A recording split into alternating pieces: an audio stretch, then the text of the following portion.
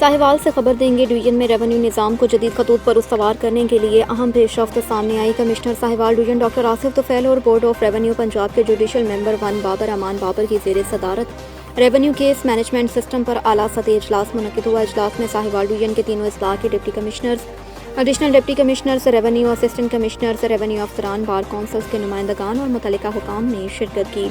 इजलास में ज़ेर-ए-इल्तवा रेवेन्यू मुकदमात की बरवक्त फैसलों, अदालती अमूर में शफाफियत, जदीद टेक्नोलॉजी के मौसर इस्तेमाल और रेवेन्यू केस मैनेजमेंट सिस्टम के मुकम्मल नफाज का तफसीली जायज़ा। कमिश्नर डॉक्टर आसिफ तुफैल ने कहा है कि हुकूमत पंजाब की अव्वलीन तरजीह आवाम को बरवक्त शफाफ और मयारी रेवेन्यू खदमात की फ्राहमी, इसलिए ज़ेर-ए-इल्तवा मुकदमात को जल्द अज जल्द निपटाया जाए। जुडिशल मेंबर बाबर अमान बाबर ने रेवेन्यू केस मैनेजमेंट सिस्टम की अफादियत, डिजिटल मॉनिटरिंग और निज़ाम मज़ीद बेहतरी के हवाले से ब्रीफिंग दी, जबकि रेवेन्यू अदालती निज़ाम को मज़ीद फ़ाल और मौसर बनाने के लिए मुख्तलिफ तजावीज़ पर भी गौर किया गया।